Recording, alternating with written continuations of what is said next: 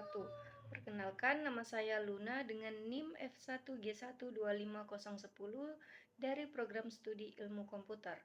Pada video kali ini, saya akan menjelaskan materi biologi dasar mengenai ekosistem, mulai dari pengertian, komponen penyusun, jenis interaksi yang terjadi di dalamnya, hingga pentingnya menjaga keseimbangan ekosistem dalam kehidupan sehari-hari. Semoga penjelasan ini dapat menambah pemahaman kita mengenai bagaimana makhluk hidup dan lingkungannya saling berhubungan. Baik, ekosistem adalah suatu sistem yang terbentuk dari hubungan timbal balik antara makhluk hidup dengan lingkungan tempat hidupnya. Dalam ekosistem, setiap komponen saling memengaruhi sehingga membentuk keseimbangan yang mendukung kehidupan. Istilah ekosistem berasal dari dua unsur utama, yaitu komponen hidup biotik dan komponen tak hidup abiotik yang bekerja secara bersama. Tidak ada makhluk hidup yang dapat bertahan sendiri tanpa adanya interaksi dengan lingkungan sekitarnya. Contoh sederhana itu seperti kita lihat pada hutan, sawah, sungai, laut, bahkan halaman rumah. Di tempat tersebut terjadi hubungan antara tumbuhan, hewan, manusia, udara, cahaya matahari, dan tanah.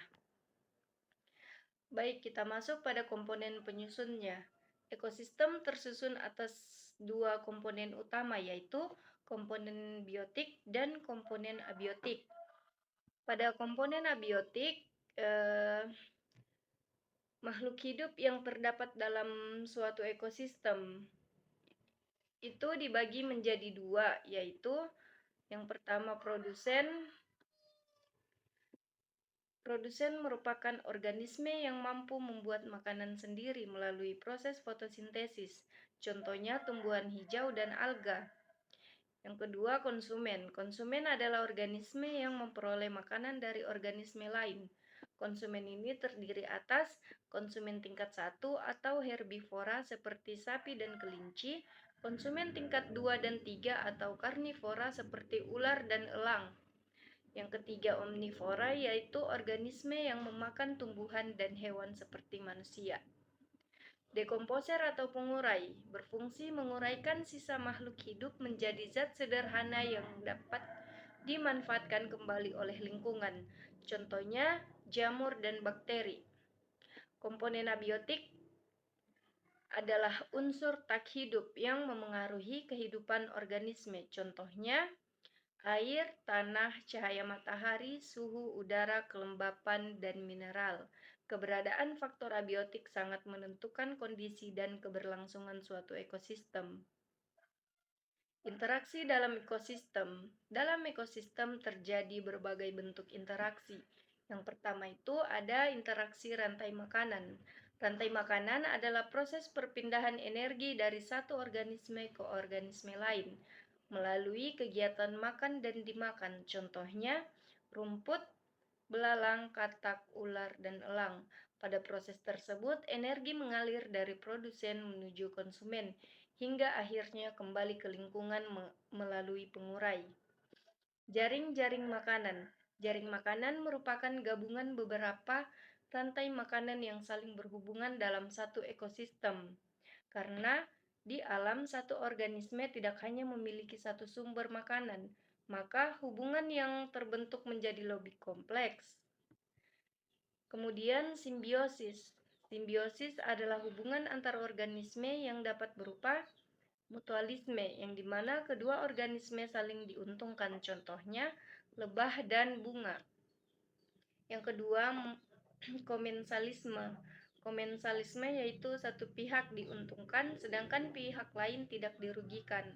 Yang ketiga itu ada parasitisme. Parasitisme ini satu pihak diuntungkan dan pihak lain dirugikan. Interaksi tersebut menunjukkan bahwa seluruh komponen ekosistem saling bergantung. Baik, kita masuk pada ekosistem. Jenis-jenis ekosistem. Secara umum, ekosistem dibedakan menjadi dua. Yang pertama itu ekosistem alami. Ekosistem yang terbentuk secara alami tanpa campur tangan manusia. Contohnya hutan, sungai, danau, laut, dan padang rumput. Sedangkan yang kedua ada ekosistem buatan yang dibuat dan dikelola oleh manusia. Contohnya sawah, kolam ikan, kebun, dan waduk. Meskipun berbeda, kedua jenis ekosistem tetap membutuhkan keseimbangan agar dapat berfungsi dengan baik. Selanjutnya, pentingnya menjaga keseimbangan ekosistem. Keseimbangan ekosistem sangat penting bagi kelangsungan hidup seluruh makhluk hidup. Kerusakan ekosistem dapat menyebabkan berbagai masalah seperti berkurangnya keanekaragaman hayati, pencemaran lingkungan, perubahan iklim, dan kelangkaan sumber daya alam. Beberapa tindakan sederhana yang dapat dilakukan untuk menjaga ekosistem antara lain tidak membuang sampah sembarangan, mengurangi penggunaan plastik, menanam pohon, menghemat air dan energi, serta menjaga habitat makhluk hidup. Dengan menjaga ekosistem, kita juga ikut menjaga kualitas kehidupan manusia di masa sekarang dan masa depan. Baik, itu saja materi dari saya. Sebagai kesimpulan, ekosistem merupakan hubungan antara makhluk hidup dan lingkungan yang saling memengaruhi.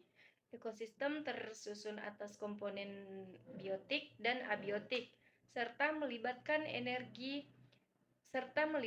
berbagai interaksi seperti rantai makanan, jaring-jaring makanan, dan simbiosis. Keseimbangan ekosistem perlu dijaga agar kehidupan dapat berlangsung secara berkelanjutan. Demikian penjelasan saya mengenai materi ekosistem pada mata kuliah biologi dasar. Terima kasih atas perhatiannya. Wassalamualaikum warahmatullahi wabarakatuh.